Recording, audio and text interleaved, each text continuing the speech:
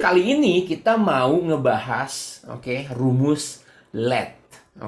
Rumus LED adalah salah satu rumus yang ada di Excel 365 atau Excel 2021 yang fungsinya, saya jelasin dulu ya, pengertiannya ini sangat relate ke saya teman-teman, karena saya dulu sekolah matematika teman-teman. Jadi rumus LED itu sangat sering saya pakai di dalam matematika. Kalau dulu karena saya kuliah di luar negeri ya, jadi kita tuh selalu bilang LED apa nih, ya kita bikin let x equal to 5. Jadi kita store 5 di dalam x gitu ya. Jadi kenapa disebut let? Karena kita membiarkan 5 di dalam x ya, dan kemudian kita let y menjadi 7 misalnya. Dan baru kita bikin rumusnya. Rumusnya adalah x ditambah y, dan ini semua dalam kurung nih semua nih. Dan hasil yang dihasilkan adalah backgroundnya dia akan menambahkan 5 tambah 7 dan hasilnya 12. Itu adalah fungsi let. Jadi di dalam rumusnya kita akan ngedeclare variable-variabelnya nih, x, y, bisa apa aja ya. Dan kita declare apa ke dalam situ, jadi nanti kita bisa gunakan di paling akhir dengan rumusnya. So far so good ya, itu pengertian let ya. Jadi kita let something to be something, let something to be something, dan kita akan pakai variabelnya. Supaya apa? Supaya rumusnya nggak panjang. Gitu ya, itu pengertiannya. Dan sekarang, ini yang menarik, saya akan tunjukin cara step by stepnya kalau kita nggak pakai let teman-teman. Dan saya akan menggunakan dynamic array formula teman-teman. Jadi misalnya teman-teman di sini saya akan disuruh yang sama nih teman-teman, bikin yang sama ya.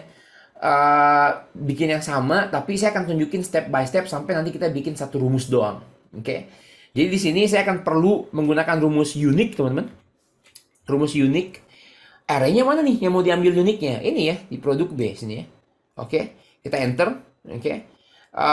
Kemudian teman-teman mungkin mau nge-sort ya, tapi nggak perlu nge-sort juga nggak apa-apa. Dan di sini terjualnya kita menggunakan rumus sum ifs. Sum range-nya di mana? Di bagian terjual. Lagi-lagi boleh sum if, boleh sum ifs. Tapi saya personally kalau sum ifs bisa semuanya, kenapa saya harus pelajari dua-duanya gitu. Ini buat saya nih. Kriteria range pertama kita mau ambil produk di mana nih? Ada di sini nih. Dan sisanya ini akan saya blok semuanya teman-teman, karena Excel 365 bekerja secara array. Jadi kalau ini saya enter, dia akan menghasilkan datanya. Nah, then comes the problem. Ini adalah problem dengan dynamic array formula. Kalau teman-teman perhatikan, saya punya di sini, saya punya 2 dynamic array formula ya, satu di sini, dan satu lagi di sini, gitu ya. Dan teman-teman bisa banget ngelihat dengan klik di kepalanya nih, teman-teman akan ngelihat ada warna biru di sini dan ada warna biru di sini. 2 dynamic array formula ini adalah 2 formula yang berbeda. Artinya apa ya? Kalau saya mau nge-sort di sini nih, saya sort ya, klik kanan. Kemudian saya sort dari largest to smallest. Sorry, nggak bisa. Coba lagi nih ya, saya sort semuanya deh. Kemudian saya pergi ke data. Saya mau sort, saya mau yang paling tinggi di atas nih. Nggak bisa lagi. Sekarang walaupun tadi kita lihat betapa hebatnya dynamic array formula, ternyata kalau nggak sortir nggak bisa ya teman-teman. Jadi caranya gimana dong? Caranya kalau kita mau nge-sort, gimana caranya kalau kita bisa gabungin 2 array ini jadi satu array. Gimana? Jadi kalau saya punya satu array di sini ya, saya sebutnya A, dan saya punya B. Dan saya mau mereka ngobrol dan jadi satu kesatuan ya. Jadi satu kesatuan begini. Jadi A dan B jadi satu array. Itu yang saya mau. Dan ini sebetulnya secara konsep kita mau nge-stacking ya. Kita mau nge-stacking ya. Jadi kita mau nge-stacking. Stacking secara apa? Secara horizontal. Secara horizontal. Dan Excel sangat pintar karena Excel bikin rumus yang namanya H-stack atau H-stack. Jadi kita bisa nge-stack array secara horizontal. Dan ini teman-teman hanya di 365 ya. Kayaknya 2021 juga ada deh. Kalau teman-teman yang pakai 2021 mungkin sekarang boleh coba, ada gak H-stack ya. Jadi saya akan gunakan H-stack dan rumusnya nggak susah ya teman-teman ya. Dia cuma tanya mana yang mau digabungin, mana yang A, mana yang B ya. Di sini kita tinggal klik di sini dan kita tahu, kalau saya press tanda pagar, dia akan nge-highlight semua yang di-spill sama rumus itu. Ini omongan saya udah mulai aneh teman-teman. Jadi ini cara kita berbicara dari mechanical formula. Oke. Jadi kita cuma pakai H2 dan tanda pagar, kemudian titik koma. Area yang kedua mana ini? Dan kasih tanda pagar lagi. Si hashtag akan mengerti ini adalah A ya, ini adalah A dan ini adalah B gitu ya. Yang kita bikin di sini menjadi dua array, oke. Di sini sekarang menjadi satu kesatuan, satu array aja teman-teman. Oke. Jadi keren banget ya teman-teman ya. Jadi kalau teman-teman lihat sini, sekarang kotaknya menjadi satu. Nah, berarti di sini kita bisa menggunakan rumus sort. Oke. Saya akan gunakan F2 dan saya akan bungkus di depannya menggunakan rumus sort. Oke, arraynya mana? Ini arraynya yang lagi dibikin sama si hashtag. Itu arraynya. Oke, dan rumus sort bekerja dengan sort index. Ini ada dua kolom nih. Kolom mana yang mau disort? Mau disort berdasarkan yang pertama, berarti kita mau sortir secara alfabet. Atau yang kedua, berarti mau disortir secara ascending atau descending. Oke, dan saya mau rumus sort ini pergi ke yang kedua karena saya mau nge-sort berdasarkan jumlah yang terjual. Oke, kemudian saya buat titik koma. Sort ordernya mau gimana? Ascending tuh bahasa Inggrisnya naik ya. Jadi makin lama angkanya makin besar. Oke. Kalau descending makin lama makin turun. Dan di sini saya mau yang paling besar di atas. Makin lama dia makin turun. Berarti saya mau descending. Berarti saya tulis minus 1. Oke. Kurung tutup, jangan lupa. Enter and boom teman-teman. Look. Oke. Apa yang terjadi? Yang paling besar ada di atas dan mantel ikut-ikutan paling besar. Oke, blouse turun ke bawah karena dia paling kecil. Oke, keren ya teman-teman ya. Jadi kita bisa banget bikin data ini hanya dengan satu rumus. Oke, saya bikin satu rumus di sini. Saya menggunakan sort, menggunakan hashtag, tapi saya perlu kolom bantuan di sini. Oke, that's another problem. Oke, saya perlu banyak step. Yang saya lakukan apa? Saya tadi di sini, step 1, saya bikin unique. Oke, saya tulis ya. Step ke 1, step ke 1 barusan kita bikin unique. Udah bikin unique, kita bikin sum if pakai S. Udah gitu kita sadar nih berdua nggak bisa kita sortir, sama kita bikin hashtag. Udah hashtag tadi gabungin sama kita sort di indeks yang kedua supaya kita bisa ngesortir. Sekarang pertanyaannya, semua step ini bisa gak saya gabungin jadi satu dengan rumus let? Itu tujuannya ya. Kita mulai teman-teman ya. Kita mulai di sini. Saya akan mulai di sini teman-teman. Dan saya akan bermulai dengan rumus let. Dan tab.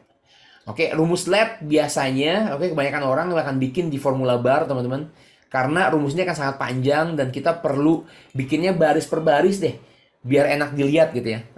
Jadi saya akan alt enter ya teman-teman buat turun ke bawah. Teman-teman lihat di sini ya.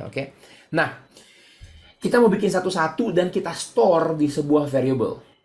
Jadi saya mau saya mau tulis yang pertama huruf A aja deh, huruf A besar. Masih ingat tadi let x equal to b5. Saya mau A sama dengan apa? A sama dengan apa? A sama dengan rumus unique. Jadi saya akan gunakan rumus unique. Kita ulang lagi nih, unique apa nih unique produk ini? Unique produk ini kurung tutup, kemudian titik koma, that's it. Jadi A adalah hasil dari rumus unik. Kemudian kita alt enter, saya tulis B. B ini apa nih? B adalah rumus sum if, ya. Rumus sum if dengan S yang mengambil sum range-nya di sini. Kemudian kriteria range-nya di bagian produk, dan produknya yang ini nih itu udah dihasilin sama A. Jadi saya tulis A, gitu ya. Kurung tutup dan titik koma. Copy. Jadi saya nggak nulis lagi unique panjang-panjang di sini, enggak, karena yang unique udah di store di dalam variable A dan kita pakai variable A-nya di sini. Itu yang kedua ya. Lagi nih, alt enter. C. C apa nih? C kita mau nge-hashtag teman-teman. Jadi C itu adalah hashtag. Hashtag apa? Hashtag A sama B. Wah, enak banget ya. Karena semua udah di store di variable yang namanya A dan B. Dan kita bilang ke Excel kamu hashtag ya, horizontal stacking A sama B. That's good. Dan hasilnya seperti yang tadi ya. Dan yang terakhir tuh formula ya teman-teman ya. Yang terakhir tuh formula, saya alt enter lagi. Dan kita bisa langsung bikin formulanya di sini. Dan formula yang terakhir kita perlu nge-sort aja. Saya bakal sort apa? Ya, sort si C. Karena C itu adalah hasil setelah kita ngegabungin nih. Oke.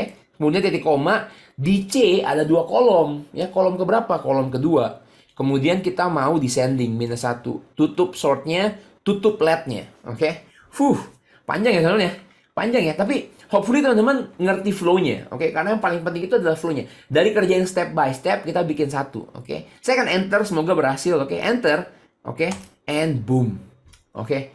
Satu rumus bikin ini semua. Oke, keren banget ya teman-teman ya. Ini keren banget ya teman-teman. Oke, satu rumus nih. Bahkan ini saya nggak perlu ya teman-teman. Ini akan saya delete dan ini masih bisa jalan. Oke, ini masih bisa jalan dengan satu rumus doang. Lihat, panjang, yes, tapi powerful. Dengan satu rumus kita bisa bikin laporan. Ini di dunia per Excelan nih teman-teman, kalau teman-teman ngikutin ya. Ini disebut single cell reporting. Oke, teman-teman boleh banget nge-challenge diri sendiri bikin laporan yang besar hanya dengan single cell. Oke, dan itu bisa dilakukan dengan LED ya. Bahkan di lain kesempatan mungkin kita bisa bahas lambda ya dengan banyak banget rumus-rumusnya. Oke. Jadi rumus ini keren banget ya.